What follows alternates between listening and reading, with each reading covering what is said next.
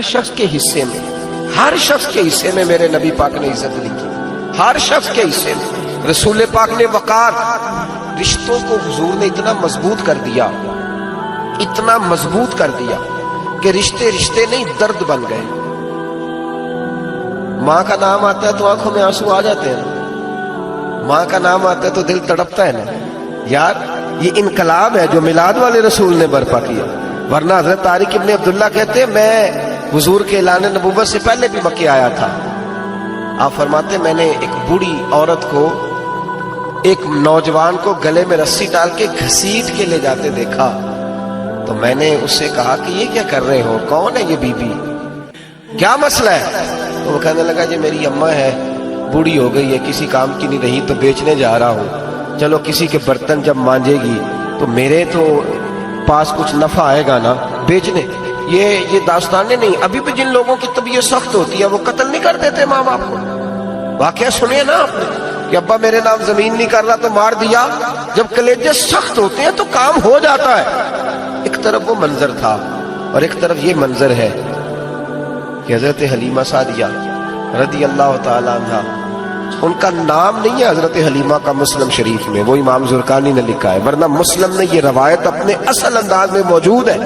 حضرت ابو ہریرہ رضی اللہ تعالیٰ عنہ فرماتے ہیں کہ جناب حلیمہ بوڑھی عورت، سادی عورت، اگر آپ کبھی معاشرتی لحاظ سے حضرت حلیمہ کا انداز دیکھیں گے نا، توجہ ہے میری بات پر، سمجھ آ رہی ہے آپ حضرات کو؟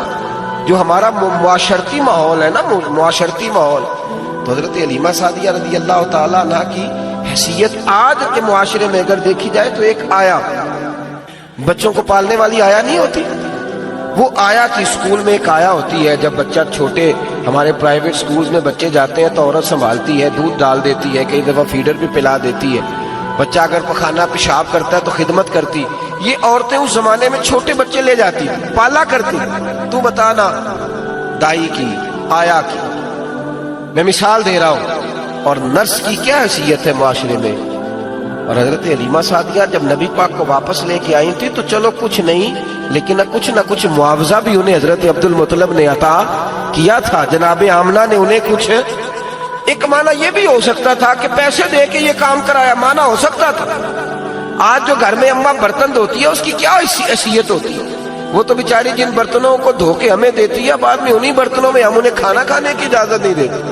لیکن میرے رسول پاک نے رشتوں کو عزت دے دی، اس طرح کی عزت دی، اس طرح کی عزت دی کہ جناب حلیمہ مسجد نبی کا دروازہ گزری ہی تھی کہ حضرت ابو ہریرہ فرماتے ہیں نبی پاک منبر پر اٹھ کے کھڑے ہو گئے، رسول پاک کھڑے ہوئے، نبی پاک۔ میں کبھی کبھی یہ روایت دیکھتا ہوں تو میرا دل کرتا ہے میں اپنے آپ سے پوچھوں، میرا دل کرتا ہے میں اپنے یاروں دوستوں خطباء سے، واعظین سے، پیروں سے، مشائخ سے پوچھوں کہ تو بھی بتا، جب تو شاگردوں کو پڑھا رہا ہوتا ہے اور تیرے ابا جی آتے ہیں تو کبھی اٹھ کے کھڑا ہوا ہے؟ اپنے جیسے لوگوں سے، اچھے علماء کی بات نہیں کرتا، کبھی سوال کروں؟ یہ بڑا مشکل کام ہوتا ہے، بڑا مشکل کہ عالم دین تقریر کر رہا، والد آ جائے، بندہ اٹھ کے کھڑا ہو۔ لیکن رسول پاک نے عزتیں دی، وقار دیا۔ جناب حلیمہ داخل ہوئی تو حضور منبر پہ کھڑے ہوئے اور اتنی تیزی سے حضور آگے بڑھے، اپنی چادر کو اتارا اور پھر میرے رسول نے زمین پہ بچھایا، اور پھر حضرت حلیمہ سعدیہ بیٹھ گئے۔ اور جناب ابو ہریرہ فرماتے جتنی دیر نبی پاک ان کے سامنے بیٹھے رہے، اتحیات کی حالت میں بیٹھے رہے۔ حضور نے رشتوں کو وہ وقار دیا، وہ حسن دیا کہ رشتے درد بن گئے ہیں۔ اب ماں کا نام دل میں بعد میں آتا ہے، زبان میں بعد میں آتا ہے، آنسو پہلے آتے ہیں۔ اب ماں کا رشتہ ایک وقار ہے، ایک حسن۔ الحاوی للفتاوی میں امام جلال الدین سیوطی رحمت اللہ لکھا ہے، فتح مکہ کے بعد نا کمال ہو گیا، وَرَأَيْتَ النَّاسَ يَدْخُلُونَ فِي دِينِ اللَّهِ أَفْوَاجًا، فوجوں کی فوجیں دین میں آ گئی۔ ایک زمانہ تنہائیوں کا ہوتا ہے، ایک عروج کا ہوتا ہے۔ عروج کے زمانے میں بڑے تعلق، بڑے رش، بڑی باتیں۔ اب حال یہ تھا فتح مکہ کے بعد کہ پہلے تو ایک آدھ آدمی کلمہ پڑھتا تھا، فوجوں کی فوجیں آتی۔ ایک دن نبی پاک نماز پڑھانے آئے مسجد میں۔ میرے نبی پاک صلی اللہ علیہ وسلم جب مسجد میں آئے تو مسجد کھچا کھچ بھری ہوئی، گلیاں بھی بھری، 10,000 کے قریب لوگ مدینے میں جمع حضور کے پیچھے نماز پڑھنے کے لیے۔ پڑھیے صلی اللہ علیہ وسلم۔ نبی پاک صلی اللہ علیہ وسلم تشریف لائے نا، جیسے ہی مسجد میں داخل ہوئے تو 10,000 کا مجمع اٹھ کے کھڑا ہو گیا.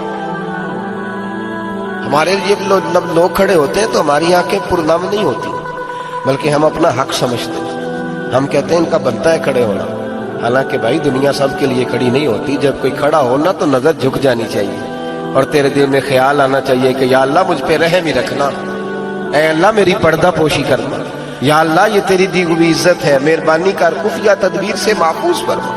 لیکن ہمیں احساس نہیں ہوتا الا ماشاءاللہ. اللہ کے محبوب داخل ہوئے تو 10,000 کا مجمع کھڑا ہو گیا. 10,000 آدمی کھڑا ہو تو ایک کیف بنتا ہے. تو میرے جیسا آدمی تو ویسکوٹ سیدھی کرنے لگ جاتا ہے نا کہ بڑی شان ہے جناب، کالر ٹھیک کر لو، دستار سیدھی کر لو، کیا بات. اتنے لوگ بھی کبھی کسی کے گاڑی کے پیچھے بھاگے. لیکن نبی پاک کا انداز کیا تھا؟ رسول پاک کی آنکھوں میں آنسو آئے. 10,000 آدمی کھڑا ہوا، حضور رو پڑے اور اتنا روئے کہ جناب ابو ہریرہ رضی اللہ تعالیٰ عنہ فرماتے ہیں کہ میں نے نبی پاک کے سینے سے آواز نکلتی دیکھی. جب آدمی زیادہ روتا ہے تو سینے سے آواز آتی ہے. حضور روئے کہ سینے سے آواز آئی. آپ فرماتے ہیں پھر حضور نے آنسو پوچھے، پھر نماز مکمل ہوئی. جب لوگ چلے گئے تو حضرت ابو بکر صدیق اٹھ کے قریب گئے، کہا یا رسول اللہ صلی اللہ علیہ وسلم آج کوئی وجہ نہیں تھی رونے کی، آپ آئے ہیں اور رونا شروع کر دیا. تو میرے محبوب فرمانے لگے آج جب میں نے اپنی وہ شانیں دیکھی، وہ مقام دیکھا تو مجھے اپنی اماں کی یاد آ گئی. ماں کی یاد، رشتوں کو وہ عزت دی، وہ وقار دیا، وہ حسن دیا. کہاں نماز کے لیے لوگوں کا کھڑا ہونا اور کہاں اماں کی بات چھیڑ دینا. میرے حبیب فرمانے لگے مجھے اپنی اماں آمنہ کی بات یاد آئی. میری ماں نے تو وہ دور دیکھا تھا جب وجود پہ کپڑے بھی پورے نہیں تھے، دل کرتا تھا آج اماں موجود ہوتی، میں نماز پڑھانے آتا، اللہ اکبر کہہ کے نیت باندھتا، سبحانک اللہ کے بعد سورہ فاتحہ پڑھتا اور سورہ فاتحہ مکمل پڑھ لیتا کہ میری اماں آمنہ کو وہ کام یاد آتا. وہ پردہ سرکا کے کہتی بیٹا محمد میری بات تو سننا. تو محبوب فرماتے اللہ کی عزت کی قسم میں نماز چھوڑ دیتا، پہلے ماں کی بات سن کے آتا. میں چھوڑ دیتا نماز. وقار دے دیا، وقار، وہ حسن بخشا، وہ توانائی بخشی. کہتے پہلے تو یہ حضور رو رہے تھے نا، جب حضور نے وضاحت کی تو پھر سارے رونے لگ گئے، پھر سب رونے لگ گئے. پھر اپنا اپنا درد، اپنا اپنا ذوق، اپنا اپنا شوق. کیوں نہیں تو ماں کو عزت دیتا؟ کیوں نہیں تو چند گھڑیاں باپ کو ٹائم دیتا؟